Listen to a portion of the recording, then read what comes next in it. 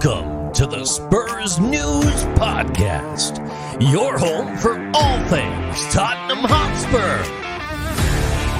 Now, here are your hosts.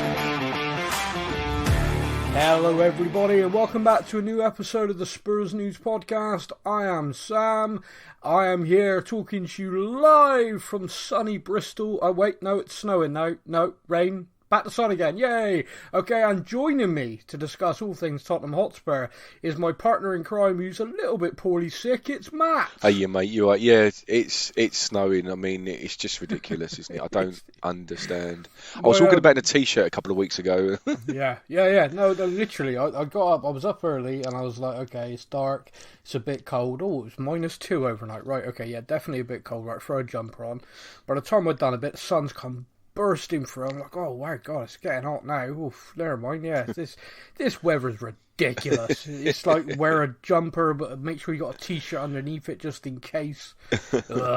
Anyway, yeah, it's a very British start to a podcast. We are here to talk all things Tottenham Hotspur during an international break, which is always fun. But our podcast is a day late this week. We're not going to point any fingers, lay any blame anywhere for why that is. It's definitely not my fault. But actually, it's quite nice because it means our podcast is going out on April Fool's Day. It is the 1st of April 2022 as we talk and as you listen to this, maybe. It depends when you listen. And that means I get to talk about one of our fun traditions on the Spurs News group. For Spurs News Facebook page is that I write a April Fool's Day post. I do it every year. Every year, ever since we started it, there has been one. And this year, again, I got a load of people, including you. You sod. I know. Someone messaged last year and went, do you know the thing that gets me every year is even though I know the date, and even though I know you do this every year, is that you write it in the same style as every other post that comes up. So it tricks your brain when you're reading it into like, that's interesting. Like, well, that's because I write these posts 4 to 5 times a bloody day, 365 days a year. I basically get all these journalists, all the news articles, and I condense them down into Facebook posts. So when I'm writing it, I can get the cadence, I can get the way they write things. So when I write it. But I mean, I don't think this one's going to go viral like the one a few years ago. That was still, to this day, stupidly funny. Yeah. Long-time listeners will know this, but if you're new or perhaps you've missed it, a few years ago, probably longer than I want to think about, I wrote a post that we were being purchased by the Kraft family who owned the New England Patriots, and someone, or maybe more than one someone, but someone literally took it and cropped the bit at the bottom where I put it was an April Fool's joke, just literally cropped that off, screen grabbed it and then shared it, and it went viral to the point that there were news articles written by journalists dismissing it. Having looked into this, I'm like, no, I wrote it. Don't waste your time. And it's like people shared it. I mean, I think you had it shared to you in like a WhatsApp message. A couple of WhatsApp groups. I had it emailed to me like, hey, is there any truth in this? I'm like, no, because it was me. Yeah, I wrote it. Yeah. Literally, here's the original post where at the bottom it says April Fool. I got Seb this morning. Good. The David Seaman goalkeeper gloves. Yeah. Yeah. I was like, I can't believe it. Look at this. The goalkeepers are allowed to wear these this weekend, and he's looking at me like going, what? And I was like, yeah, it's outrageous, isn't it? I said, we're not going to score there's not going to be any goals this weekend. And he's gone, I can't understand that. Why are they letting them wear it? And he went, hang on. It's April Fool's, isn't it? I was like, yeah, I got you, mate. But I said, listen, if you do it yourself at school, I said, just don't do it after midday. It's bad luck after midday. Biggest fool of all. Yeah, yes. No, I got my daughter this morning with a COVID test, so I think this is probably really borderline cruelty to children. Oh God, yeah. My one was innocent. She has to do one in the mornings on a Thursday at the moment, and before we're going into school. Sorry, Friday at the moment before we're going into school.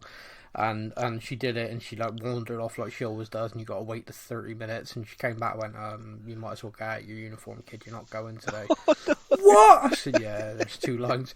Oh, no, you're joking. I went, yeah, I am. It's April Fool's. She stormed out, man. Teenagers, door got slammed. Oh, that's mean, she was livid. That was mean.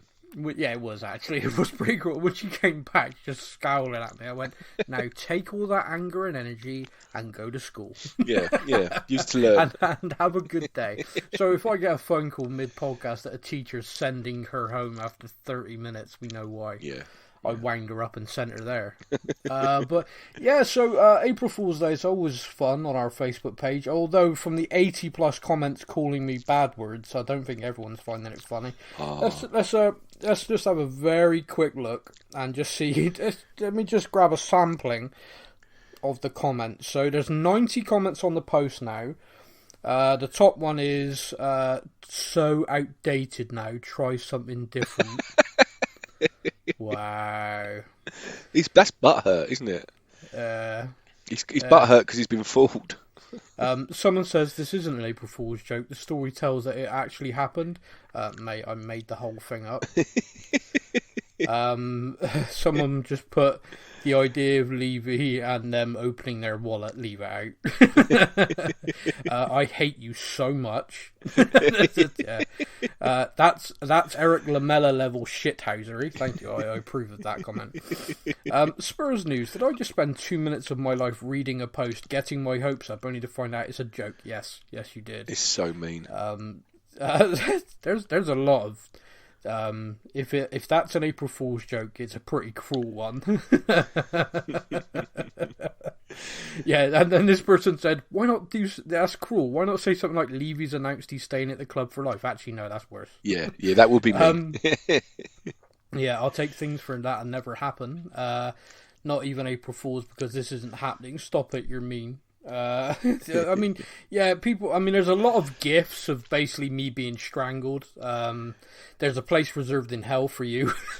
Yeah, mate. Wow. You've upset people there. You've upset. Yeah. Wow. I mean, to be honest with you, all of that is in good nature. I mean, all of the comments. There was one which I've actually had to delete and ban a person from the page. And I'm hoping that they didn't mean it as horrifically as they did, but I'm just not having that written on there. Where they basically said you deserve to be gassed for that. Good. Yeah. No, mate. No. My favourite one is someone's put, "May the fleas of 1,000 camels infest your bottom and your arms not long enough to scratch it." You're really upset. Someone's put That's F you. Amazing. That's phenomenal. Whoever wrote that moved to the top of the class. That's brilliant. You really upset people, didn't you? Yeah. See, I wrote it yesterday, and then I edited it a bit because I thought, no, you've gone too big. You've gone too big. You're not. No one's going to buy into the third paragraph if you open with all of this. So I had to open slow and build towards this kind of. Well, look at all the money we're going to spend. And I had to base it in reality because of all the news stories that have been written about we can spend up to this amount. And Daniel Levy did go and see Joe Lewis. So I was like, all right, if it's based enough in reality, people are going to buy into this. Of course, yeah. Yeah, cruel, horrible person that I am. Just ask my child. But yeah, so... because it's an international break, we don't have a game to discuss, which is probably worrying for most of our listeners, as they know even when we do have a game, we tend to just talk about anything we want anyway. Yeah, sure. And get complaints. Sorry about that. So what I thought we'd do is we'd actually kick the show off with the fan questions this week, because that way that gives us topics to dive into and expand upon. So, yeah, let's go there now. We're off to social media. Let's go. Now it's time for your comments from our social media. Always worrying when you head to social media, especially on a day like today. Yeah, fan comments. Most of them tell me they want me to die. Yeah, in an horrible way. Yeah, in a really painful, some of them comical, but mostly painful way. Okay, so mate, as always, where would you like to start? Instagram or Facebook? Let's go Instagram this week, shall we? First, We are kicking off with Instagram, where we have the one comment. Lovely Laura runs our Instagram. I've not spoke about Laura much recently because ever since that court order arrived, where I had to stop talking about her only friends page. Yeah. You do realise you just breached it just now, Sam? No, because I said only friends. Oh, right. I didn't say only. Close. Nearly got me. Yeah, no. Ever since the letter arrived, basically saying stop discussing it. Yeah, I mean, our relationship's okay. I think. Yeah. I mean, we get along alright. You're still amicable, but you just can't mention certain things. You know, like when I arrive in our group chat and she leaves straight away, I think that's an improvement on telling me to go fuck myself. Exactly. Exactly. So, so basically, she has passed us on one comment, and it's from the Johnny Stark. Johnny, I know you. Me and you have emailed. We have corresponded on many occasions. I don't think at any point have I realised that the Johnny Stark sounds like the name of a boat. Johnny Stark. Yeah, for me it always brings up sort of a image of a singer, like Johnny Stark, like a lead singer of a cool band.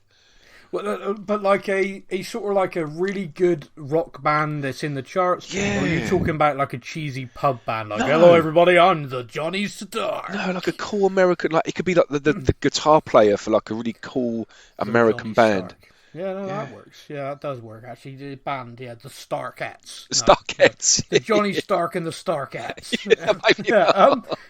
Anyway, I've got to stop drinking in the mornings. Okay, so the Johnny Stark says, think Stevie B, Steve Bergwijn, is showing for the national team. Do you think he's showing for the national team might get him a spot in the starting 11? I've seen this debate a lot over the last few days. I basically did a kind of a little bit of a roundup day on the Facebook page because we didn't really have any Tottenham news, so I did loads of news from our players who played their internationals. And Steve Bergwijn played 2 games for the Netherlands and picked up 3 goals, plus an assist, I think someone told me. So form-wise, considering the guy's not been playing, he's banging, he's fine. The biggest issue there is who do you drop? Sonny went away and scored for South Korea as well, did great. Kulusevski has been brilliant. That other bloke, Harry Kane, I think his name is, seems to be doing okay. Sam, please tell me you've forgiven him now. Come on. No, every time I get close, he says What's he something. done now? What's he said now?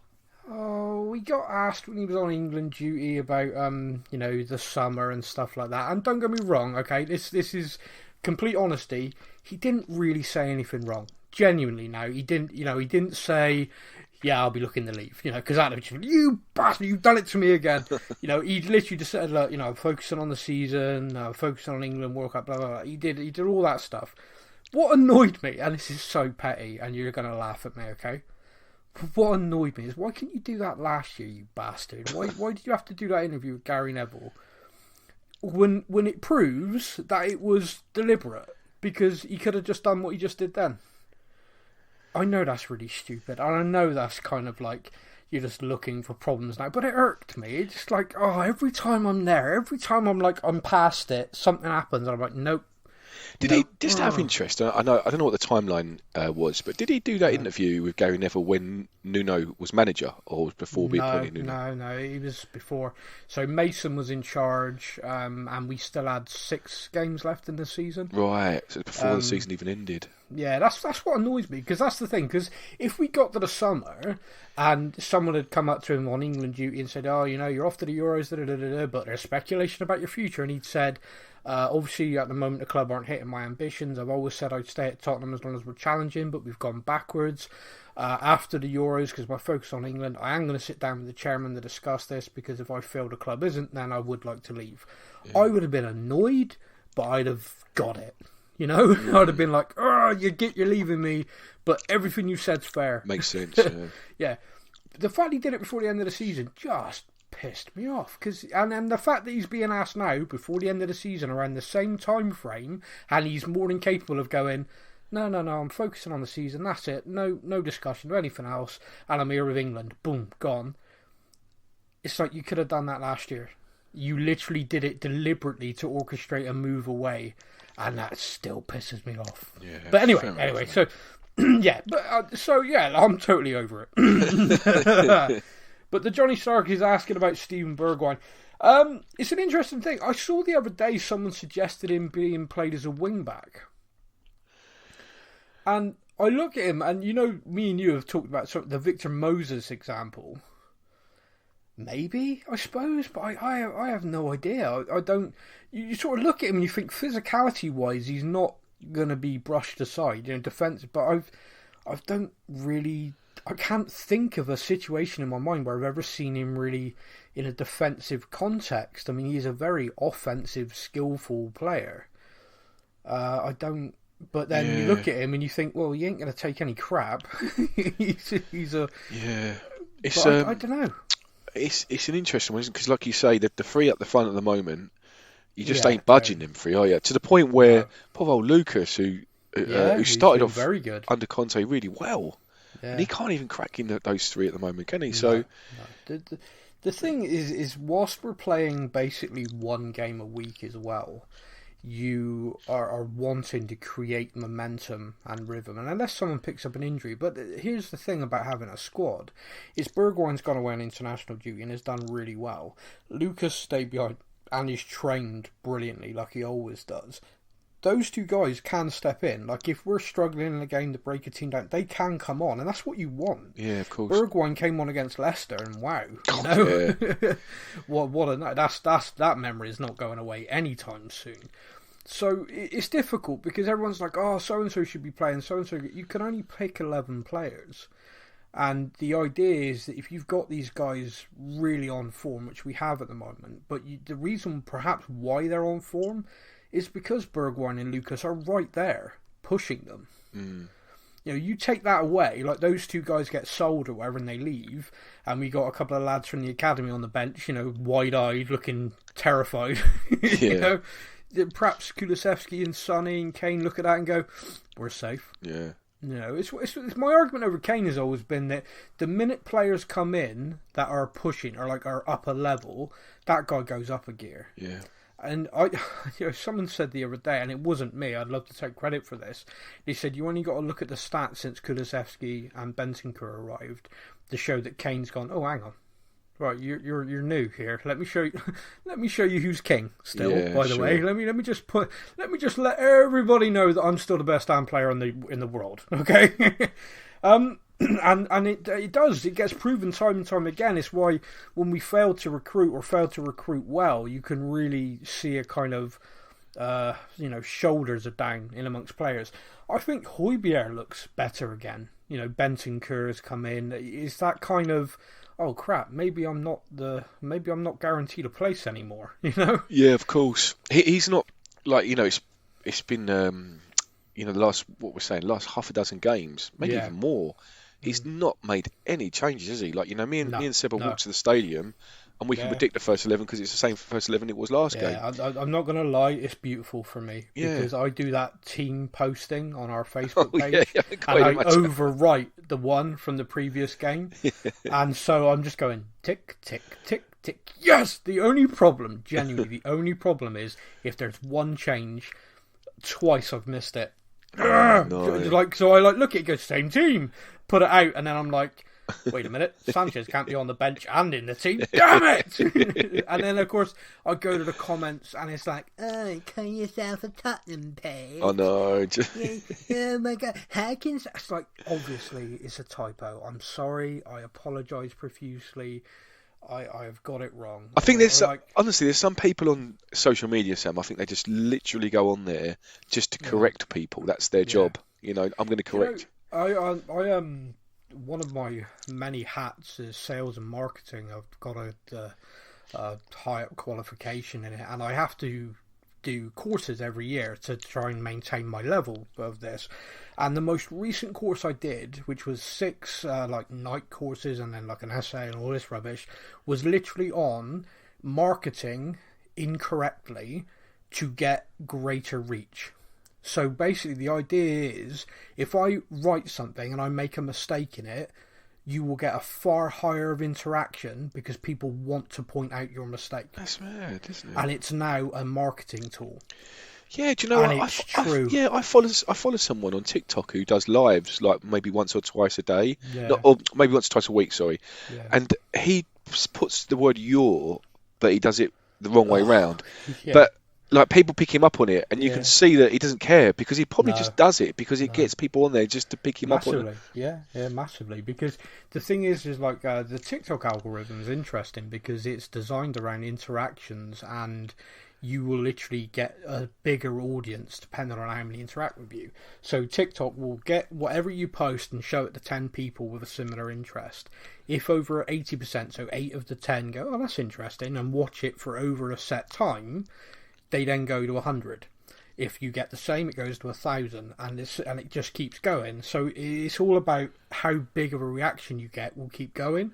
So if you do something like that, where you are saying something deliberately wrong that's making people go, "Oh, you idiot," and go to the comments, Yeah. you are actually getting a bigger audience. No way.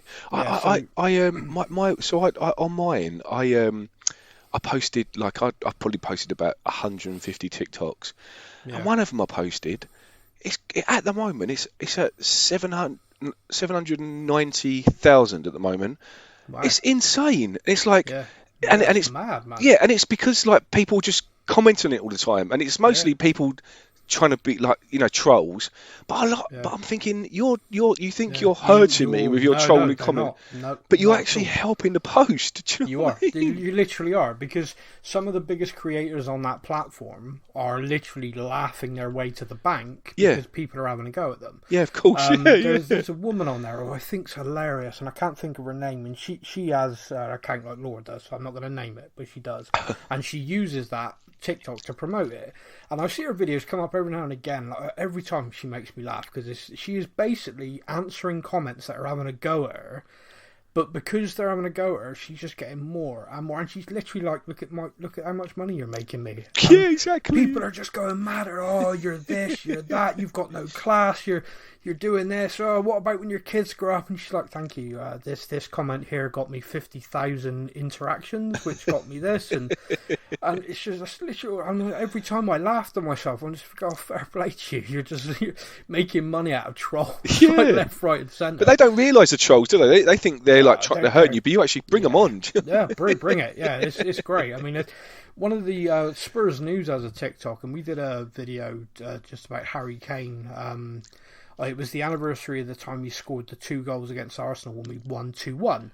And the guy before the game, the Gooner, had said, "Oh, whose name is Harry Kane?" Like that. So it's funny, and it is funny. And if I was an Arsenal fan, maybe I wouldn't think it's funny. I don't know. Personally, I think, oh, what a day that was. Oh, I'd probably laugh. Because, I mean, let's face it, as Tottenham fans, shit like that's happened to us loads. Where we've been like, oh, who are we playing? Yeah, we'll hammer them. Oh, my God, we lost. So, yeah, you got to laugh, especially after this amount of time. Apparently, no. Arsenal fans really don't find that funny. But the best thing is they kept correcting me, saying, actually, that game finished 2-2.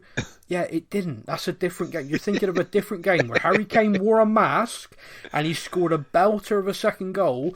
You then equalised, which made it 2-2. That's a different game. This one finished 2-1 to us. And every comment, actually, it was 2-2.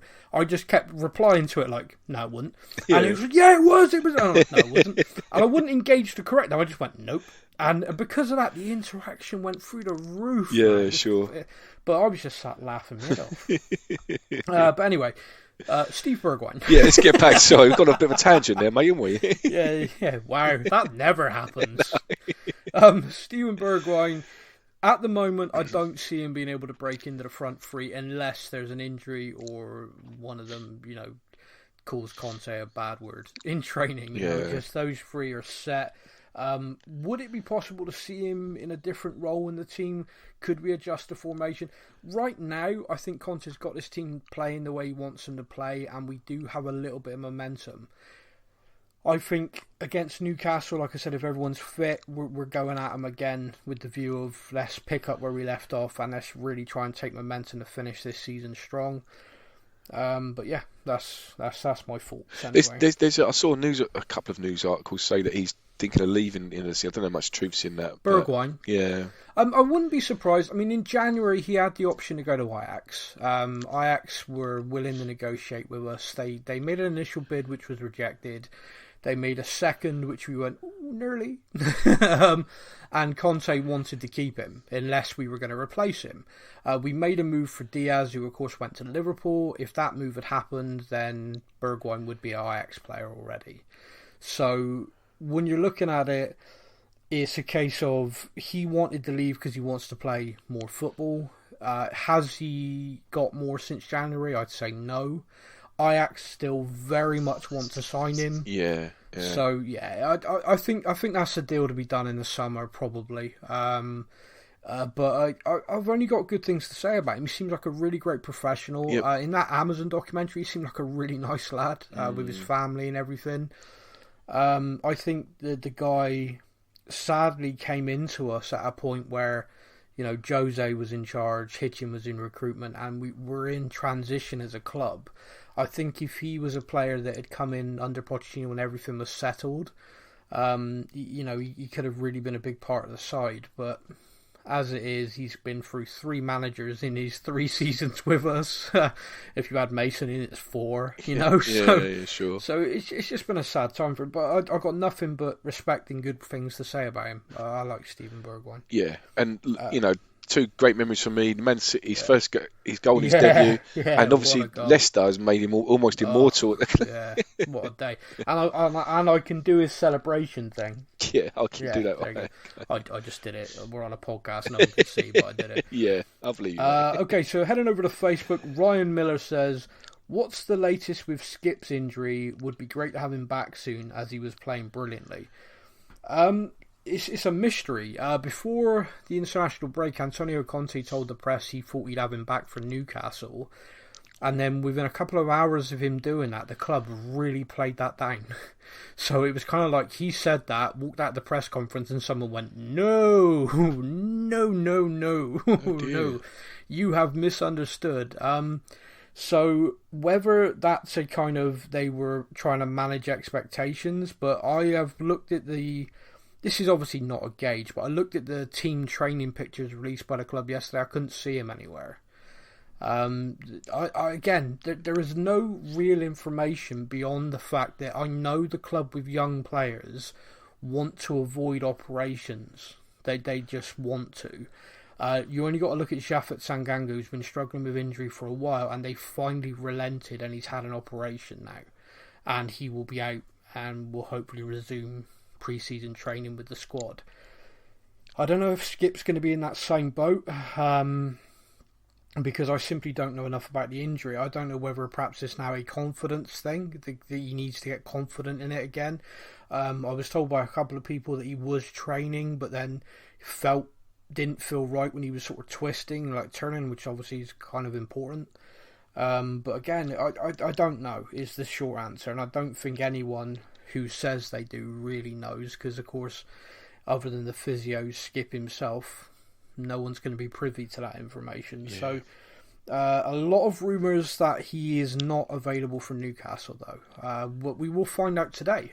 Today, the 1st of April, there is a press conference, so I imagine that question's going to get asked. I'm just glad with it being the 1st of April, it's not you doing the press conference, mate. Oh, could you imagine?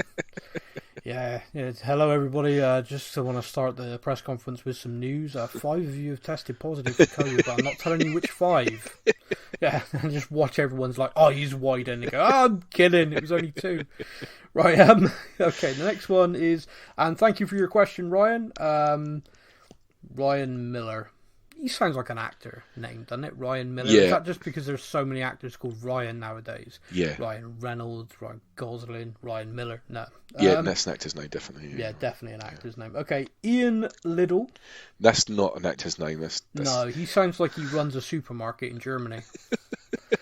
How to incorporate Bergwijn within the team? Personally, I would have him play left wing back. Ah, Ian, it was you. Oh, there you go. I knew I'd seen that somewhere. Ian, thank you. I wonder if he was listening earlier going, that bastard's going to take credit for that. I said that. Sorry, Ian. Little by little. I got there in the end. God. Oh, dear. Oh, jeez. Sorry. Too early mate. for that. Oh, yeah. I've been up a long time. It's April Fool's Day. Let me rest. How to incorporate? Yeah, well, we just talked about that, Ian. Do you know what? Looking at him physically, you'd think yes. Looking at his attacking attributes, you'd say yes.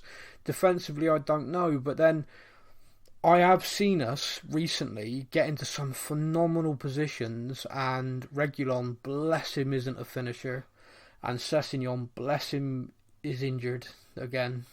And I look at that and I think to myself, if you had a player like Bergwijn or Sonny or someone arriving at that moment, they'd be scoring those chances. So I don't know. It's maybe defensive. That is, it's a defensive. I can't see it's him. the worry. No, I'm like you, but it's like an unknown because, again, we talked about it. Victor Moses, he was an offensive winger. He was not a wing back at all, and yet he did everything.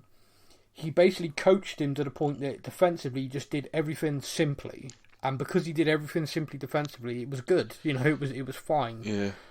He's been working with him a long time. I think if Antonio Conte looked at him and thought, "Oh, I could do that," we'd see it already. Yeah. I don't think that's something that's just going to appear, especially when Bergwijn's just gone on an international break playing in his position and done really well. I don't know. It's a difficult one because you'd want to try and incorporate as many form players as possible, but you've got to pick the best team. It's not just about. It's never about the 11 best players necessarily. It's about what works as a team, and I quite like Reguilon. I've noticed he's getting a bit of stick recently. I don't think that's fair. Yeah, true. He's not a finisher, but I still like him. Yeah. I don't see what the abuse is for. No. And do you know what? Talking about abuse, mate, I feel a little bit guilty. It's a good time to mention, actually, because last week I was proper Harry Maguire, wasn't I? Yes. I just hope it wasn't anything. I'd like to think that with our small listenership, there was a group of fans who went there with "I Heart Matt" t-shirts booing Harry Maguire. So we'll touch on that quickly because that has come up organically. I put this on Twitter, so I'm going to say it to you and just love to get your take on it because no one really replied to me. No one likes me on Twitter. Oh, I know it's sad, but they do really. No, they don't. So I basically said that first of all, and to make it clear as I'm saying this now, I don't think England fans should ever be booing England players on the pitch, right? If you've got a problem with or anything like that, or a club, everything should go out the window. Your club rivalries, all of that crap. You're an England fan, supporting a player, representing your country. Don't be booing them. It's just my thing. That's my personal opinion. Secondly, is what I said, is I don't necessarily feel it was about Harry Maguire personally. To me, it feels like, how do a fan base convey to a manager that they feel he should be picking on form, not picking his favourites? And what I mean by that is, how do they do it? Do they write him a nice letter? Perhaps an email campaign? Do they hold up placards that no one's really going to read? Or do they use what they can, the mob, and voice that by jeering and booing? Who is the focus point of that at the moment? Now, Harry Maguire for England has been great, but he is not in form. Anyone with eyes and understands the game, or even doesn't understand the game, knows that he's not in the best form right now. So him being picked for England over other defenders who, forget club rivalries a second, but other defenders in the Premier League that everyone can look at and go, well, they're playing better than Maguire right now. Why aren't they being picked? To me, that's what it was about. I think it was more directed at Southgate. But that's just my fault. What do you think? Yeah, you might be right. It's one of those things that could backfire on you, couldn't it? Because Southgate could go, I'm actually now more determined to Oh, I think he is. I think you only got to watch the press conference afterwards and the player reaction to rallying around him. He's now undroppable. You've literally made Maguire undroppable, because if he gets dropped, every other player in that squad goes, oh wow. So the fans, the minute they boo you, that's it. You're done. What does that say? So he's undroppable now. It's completely backfired. But what I mean is, how do you communicate that as a fan base? You can't. There isn't a chant of, Oi, Gareth, we don't want him in the side. His form is rubbish. Why don't you pick so-and-so? Because, you know, it doesn't work. All you can do is go, no, not him. Do you know what they should have done? They should start singing Eric Dyer. We love Eric Dyer. That would have worked. That would have worked. Unfortunately, I think outside of Tottenham, there isn't much of the Eric Dyer fan club, to be honest with you. Norwich love him. There's one particular fan in Norwich, really high regard for Eric Dyer. Oh, there you go. And his family. I remember that, yeah. So... Yeah. Anyway. Yeah. Do you not think Eric Dyer deserves a call up from England? Me personally, for two reasons. One, I think his club form as a central defender warrants it. When you compare him to the other defenders in the England side, he's comparable, definitely, if not better than some. And two, he's really experienced. He's been to a World Cup and Euros with England. He scored a winning penalty at the last World Cup for us. So this is a guy who can come into the squad with experience and is now in a set role. And also, you know, if you're building a squad, that if in a pinch, you like Rice, all of these players go down in midfield. Okay, Eric, I need you to step into midfield for a game or half a game. He can do it. He can do it with experience and with calm. So if you're building a squad, a guy like him makes perfect sense. Why you wouldn't give him the game time now, I don't know. In my mind, these are friendlies, so in my mind, if you are testing out different players, that makes sense. But if that's the case, why are you picking Maguire? Why not go Harry and go, Harry, you're having a tough time at club level at the moment. You are still very much in my plans, but I'm going to give a couple of other guys a shot for these friendlies. I want you to really focus, knuckle down, get your form back, you know. But by picking the same, basically your strongest team and leaving out certain players, what are you saying to him? What has Dyer got to do to unseat the defenders ahead of him? Yeah, I don't know. Yeah, because I mean, the defenders who were picked ahead of him, White at Arsenal, okay, yeah, good player. Maguire, but these aren't players that are at a level so high above Eric that you'd go, well, you ain't never, ain't gonna happen. Yeah, of course. Yeah. So I'm not sure. I'm not sure the thinking behind it. Me personally, if I was squad building for a World Cup, Eric Dyer would be in that squad. Yeah. Do you know what's funny as well? Before the game, obviously Sergio Aurier was playing, wasn't he, for the Ivory Coast? And Seb went, "Do you miss Sergio Aurier?" And I said, "Do you know what? He scored some crazy goals." I said, but the problem with Sergio Aurier, I said, he's very erratic and he'd get sent off and ruin the game for us. That's probably what I miss. And I said that before the kick-off. Right? And then lo and behold, he shows us exactly what we used to see with him.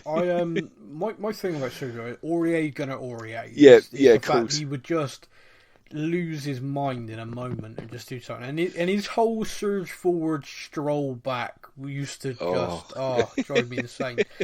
But it was something that's really funny about this, right? How many times do you think he got sent off for Tottenham?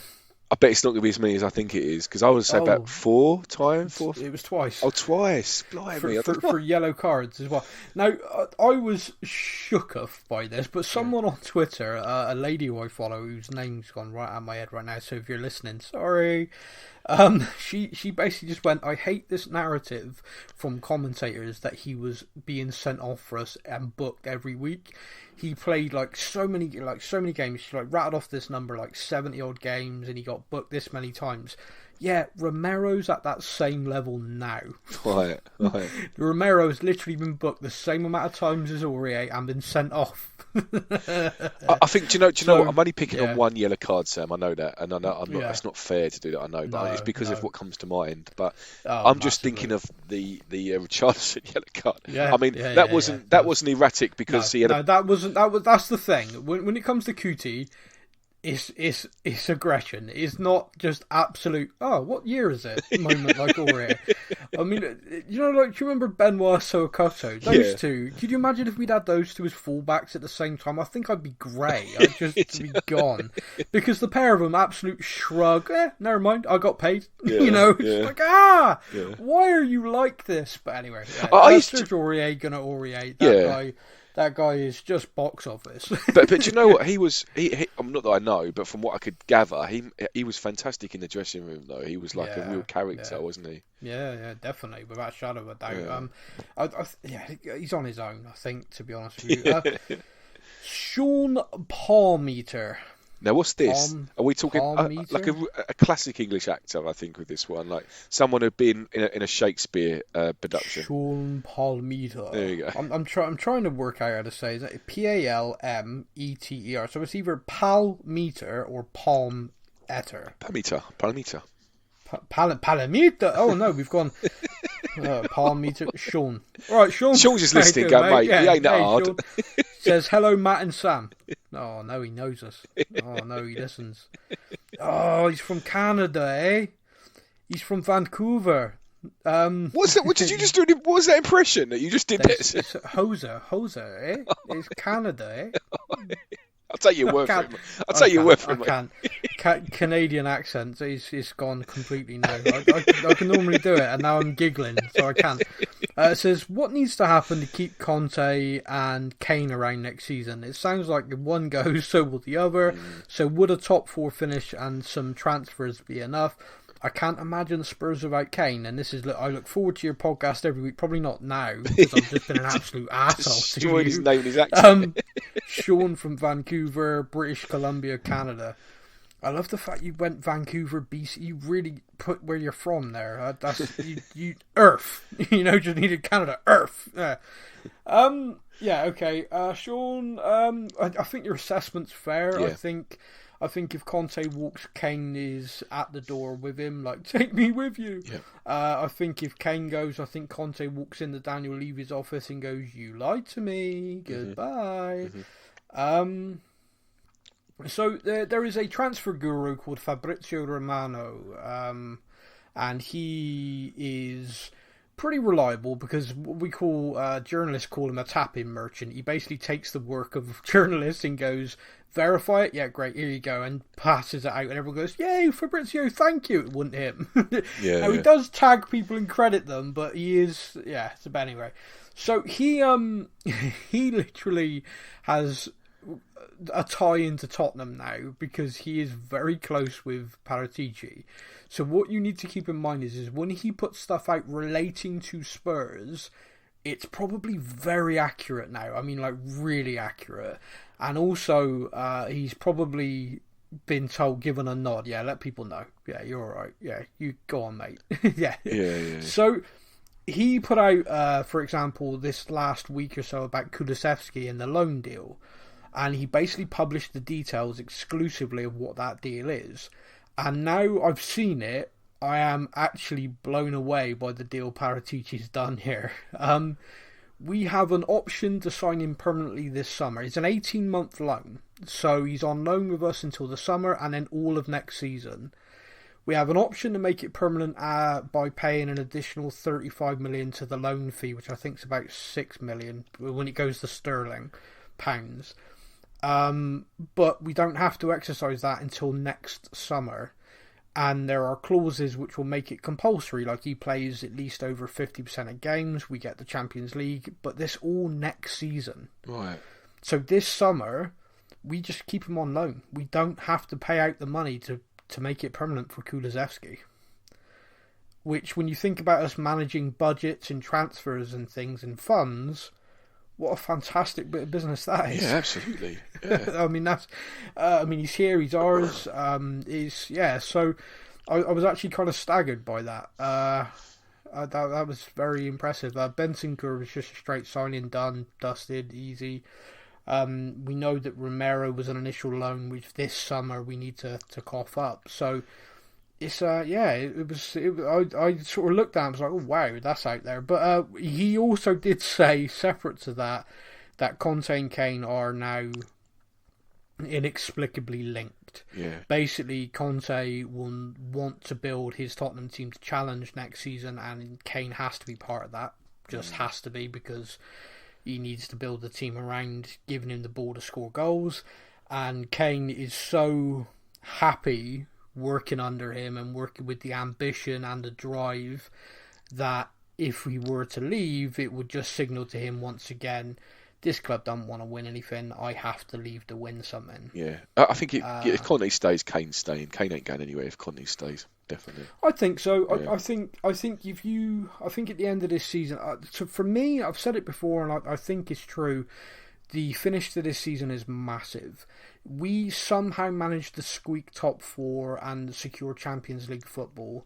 The difference in our budget and ability to recruit is insane, and the ability at the moment you can make all the plans you want, but the Europa Conference League will not draw in a guy who's looking to secure a free transfer. Someone who's out of contract, like a Diab, Dybala, Christian Eriksen even, or players of that nature, will not look at the Europa Conference League and go, oh yeah, oh come on, that's where I want to be.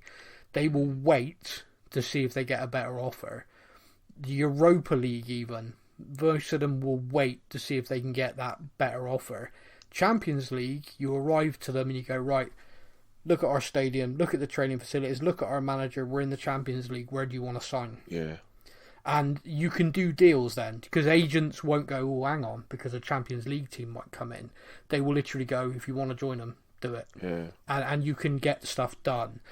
So I think it's massive. To me, it's the equivalent of like us, every game, it's the cliche, isn't it? Every game's a final, because it's in our hands if we win our games.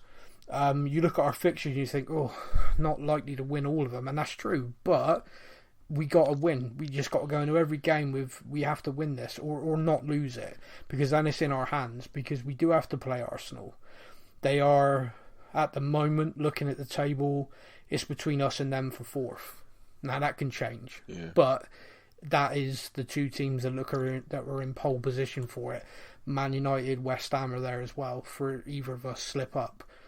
But if we win our games, it's ours. Yeah. So yeah, it's all in our hands. But Sean, thank you so much for your question. I hope you do keep listening despite my shocking assault on your accent and name. And name. Yeah. Message me and let me know how I find Palmeter. Because he's Canadian now, I'm also worried that it's French. Yeah. Palmeter. Yeah. Oh man, I've balls this right up. The next one quick one is behind Sam. Nick Skelson. I don't know. It's a bit like a boy band member. Nick Skelson. Like, oh, Nick Skelson, woo! No, I don't know. Did Conte watch Wales versus Austria? Yes, actually. That's weird. I actually know the answer to that. Yes, he did. Can he see the centre-back he should be picking for the rest of the season? Let's not knock Dyer, but Rodon is a better player. Whoa! Hold your horses there. Hold the flock on, Nicholas! What the hell?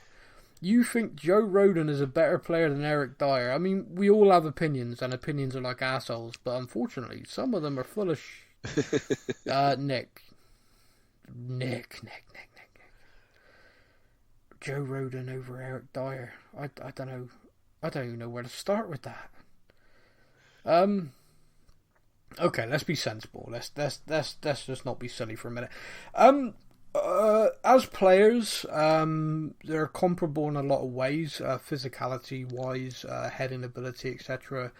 Joe Rodon is not as experienced as Eric Dyer. Joe Rodon is a championship player who was signed by Tottenham and has had minutes, but not ever really a run of games. Eric Dyer has been an established Premier League player for 5-6 years. So there are levels to that.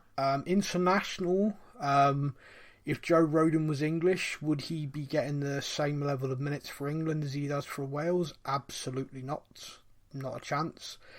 So I don't think you can look at it and go, well, Rodon's an international, Eric's not. I think that Eric is better on the ball. I think that Eric is better at organising because of the respect he has. You only got to look at how much better Cuti Romero looks when Eric Dyer is in the team and Sanchez looks when Eric Dyer is alongside them to understand his role in that regard. If I was to say Joe Rodon could possibly get a chance over anybody in our system, it would actually be his country mate, Ben Davies. Yeah. However, the one caveat I would put to that is Joe is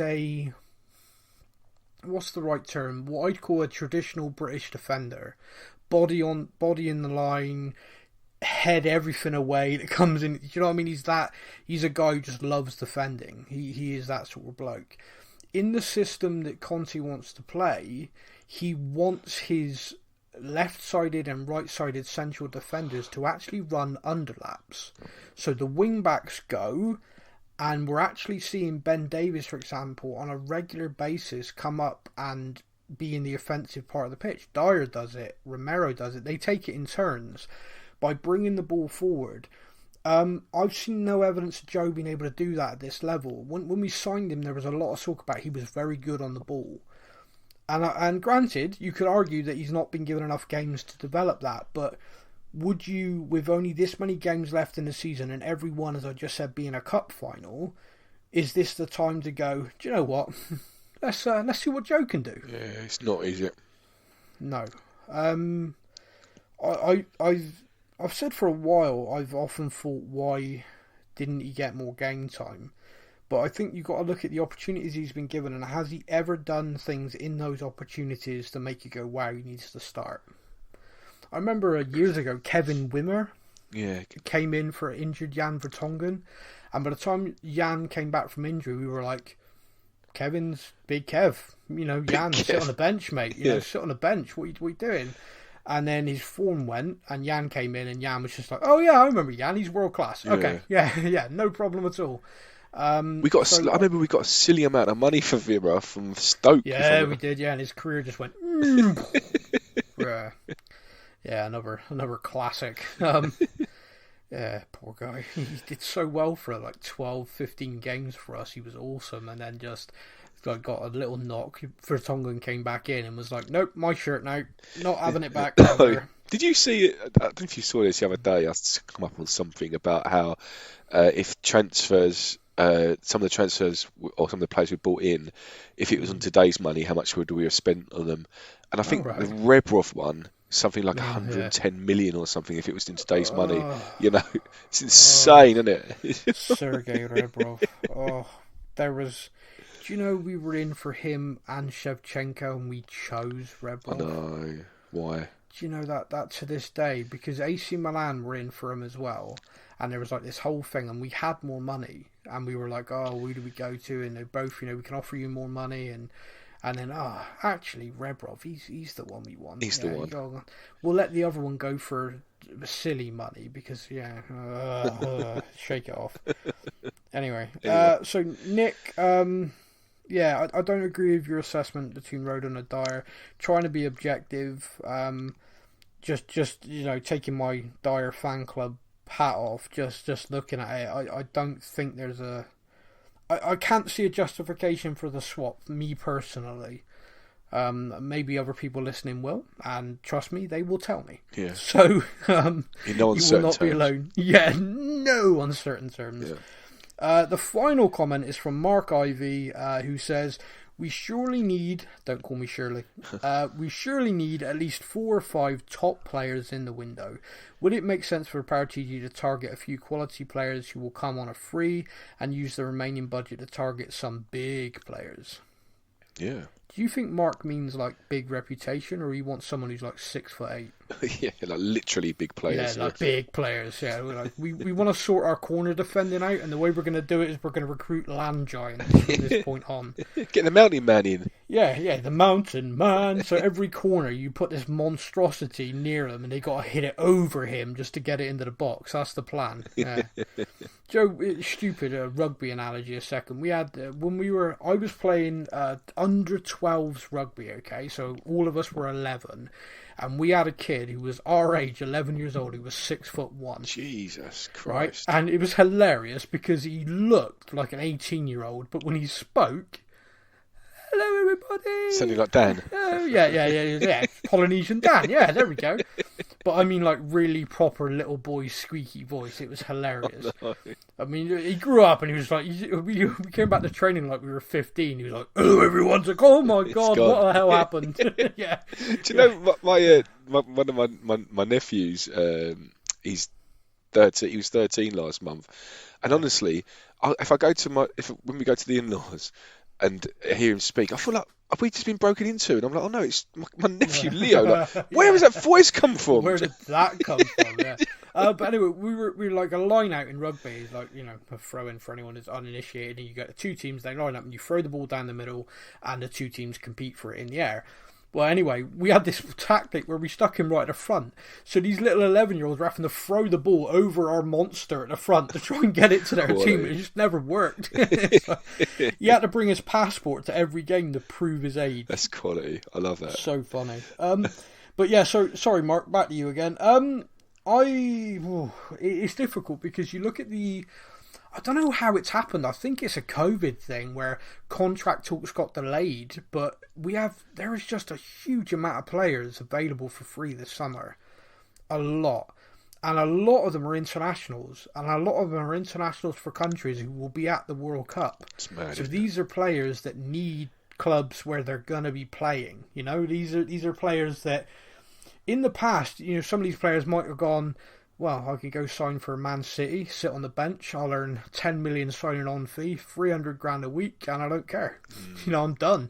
But with it being a World Cup year, these guys need to play football. And it's weird you say that, isn't it? Because like in any other World Cup year, you'd be like, well, it's too late. But this is like this random one where it's like in the winter. Yeah, it is. This is going to be an odd season. It's going to be really odd.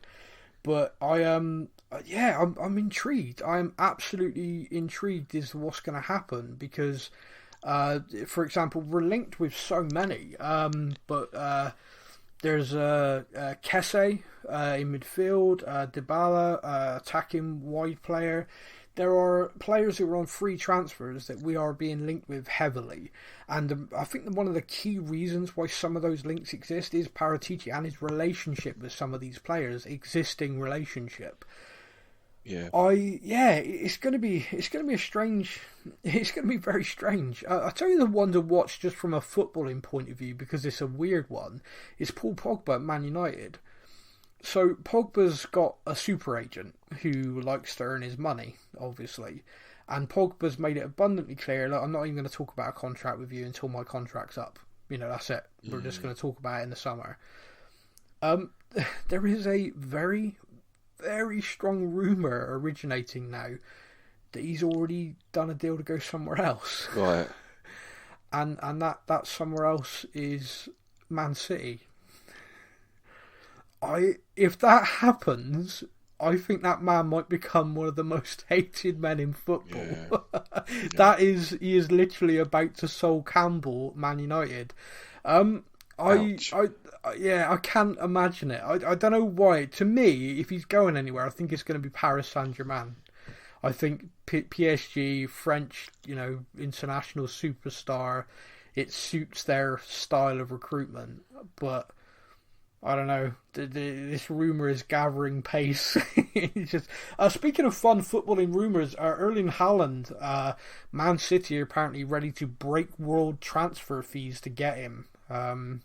So keep an eye on that one as well. What would be your estimate for how much they'd need to pay to get him? Do you know what? Not as much as he's probably worth, because I'm fairly confident he has a release clause this summer. I think his release clause is about 120 million, and I think they're going to pay it. That's a bargain. That's a bargain. It's amazing to say those words for 120 million, but yeah, the guy is built, and he is at an age where if you sign him, you've probably got 10 years of his best 10 years ahead. Yeah. He's a player, isn't he? So talking about big dudes. I mean, that guy is a big dude. You look at Harry Kane trying to break the Premier League goal scoring record and all the different things he's doing. There's a guy who I think could come into the Premier League and just smash 30 goals a season, and he's got everything about him. If he stays fit, he's something else. I mean, he's terrifying. He's got pace, power, strength, head, both left foot, right foot. I mean, it is ridiculous. Yeah. How in the hell? Because his dad wasn't that good. No, his dad was quite average, wasn't he? I'm like, how in the hell did that happen? It's normally the other way around, isn't it? You normally get great players and their kids are okay, but they'll never be at the same level with their dad. They basically get signed because their dad was good. Also, what the hell is this? Did I see the other day that Ian Wright's grandson is now a professional footballer. Leave it out. How can he have... What? Seriously? Yeah. Now, can someone verify this for me? Because I felt like I must have misheard it. Now, I know he, in essence, adopted Bradley Wright Phillips and his brother and stuff, but no way. Come on now. That is mad, isn't it? Do you know what? While we're talking, I'm going to Google that. I really hope I'm wrong. Yeah, you're right. There is, yeah. You've Googled it. DiMaggio Wright Phillips. Yeah. That's easy for you to say. Yeah. Wow. Yeah. He's 20. His grandson's 20. Yeah, and he's made his debut for Stoke. Funny enough. How is that? No, how? Yeah. How does he have a 20-year-old grandson? That means that. How old is Ian Wright? Sean Wright Phillips must have had him very young. Do you know what? I know he's 58, Ian Wright. So does it work? I guess it works, doesn't it? Do you know what? I've said this before. Oh, and Sean Wright Phillips is 40. So 40, yeah. If he had him at 20, it's 18, not really... yeah. It works, yeah. Oh, what the hell? Did you find this? And I've said this before, but with Ian Wright, I know he's an Arsenal legend, but I'd never have that kind of hatred towards him that I do. No, Like Thierry Henry, I just want to spit every time I say his name, or like, you know. Wow. I wondered where you were going to go with that. I don't want to spit on him. No, but do you know what I mean? Like, you get certain Arsenal players, most Arsenal players, you just like kind of get your struggles. But I don't have a problem with him. I think probably because post kind of his career, isn't like sometimes, like, you know, you watch him on television and he's not. Like, I'm trying to think of another example of an Arsenal player, like Paul Merson, for example. Like, he'll have a dig whenever he can, when he, you know. Lee Dixon. But Ian Wright doesn't. Mike Keown, yeah. You watch Ian Wright talk about England, and all the players are England. He don't care if they're Tottenham or anything like that, and he makes it abundantly clear that it's England, and that's it. And he also talks about club football with a passion that I think is infectious. He is Arsenal biased, and he's unashamedly celebrates Arsenal victory, and that's great. That's fine. I've got no problem with that. But the way he discusses football, I think, is infectious. Ali McCoist is like it. Yeah. Ali McCoist, you know, I know Celtic fans won't agree with me, but Ali McCoist is so infectious about football that you can't help but, like, he could commentate on North Macedonia versus Indonesia, and I'd probably be like, oh, what a great game. Don't knock North Macedonia, they knocked Italy out the World Cup. Yeah, and then got knocked out themselves by Portugal. Italy aren't going to the World Cup. Anyway, there's half of Stefan just crying right now. But anyway, going back to Mark, because Mark Ivy. I don't know. It sounds like a university lecturer. Mark Ivy. Do you know what? That genuinely sounds like one of my university lecturers from back in the day. Back in the day. Yeah. It was back in the day with you, wasn't it? Probably back in the day. Oh, whoa, easy. Mate, I can say that. I'm older than you. I can say that. Yeah, I'm in my last year of my 30s. Enjoy. That's all downhill after that, mate. Trust me. Oh, you shut up. Yeah. God, you're uplifting bar steward today, aren't you? What happened to Mr. Positivity? I'm not well. No, yeah, okay, yeah, fair enough. I don't feel good. Shut up. Yeah. Mark, thank you. I think you're fortified. It's difficult because, you know, sometimes you look at a team and you think, oh, wow, they need an overhaul, but then one player makes a difference. I know it sounds silly, but you get the right player in a squad of average, and that whole squad becomes good, you know. So I don't think we're average. I think we do have some average players that are bringing the overall squad level down. But I think if you recruit the right players for Conte, you do well. Yeah. Someone pointed out to me the other day, like, you look at his recruitment at Inter Milan, you look at the names and go, what? But then they were a great team. So I think when you're recruiting, for fans, you want to see superstars arrive. From Conte, his focus is on the players who will do what he tells them to do. Yeah. Because in his mind, he's like, if you do what I say, we win. Yeah. I know this. I've proven this concept here. I've proven this in Italy. I've proven it at every level.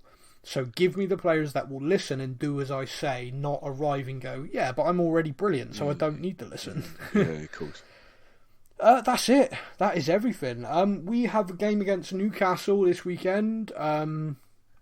we've already said it's like every game is a cup final. Very cliche, but it is. We have to win. We just like every game is kind of like it, and it also is really impacting my mood as well. Like, you know, at the moment I'm feeling quite good. We won our last game. We went into the international break. I felt pretty good about all things Tottenham.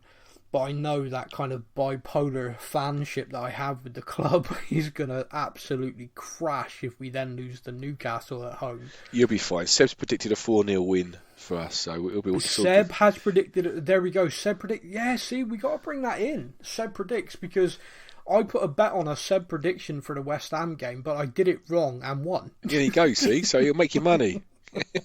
He said 3-2, didn't he? He did, yeah. Yeah, and I went to put that. I put like a silly whatever I had in my. I was like £1 something or another, and I just went, I put it on 3-2, and I must have pressed 3-1 by mistake, because they do like options, like the score thing, and I must have done it, just clicked out and everything, and then of course I've gone. Well, it was 3-1. I thought, I'll go cash out. No. I put the money on. I won. Yeah, anyway. Quality. So thank you, Seb. A big thank you to everybody for listening once again. We are heading out now. We will be back next week, where hopefully, everything crossed, we're talking about an impressive 4-0 victory over Newcastle, and we're praising the oracle that is Seb. I hope you are feeling better as well, my friend. Cheers, I hope mate. everybody listening is doing well. Everyone, take care. Take care, mate. Thank you for listening to the Spurs News Podcast. We hope that you enjoyed the show. Stay up to date with all things Tottenham. Follow us on social media. All links are in the podcast description.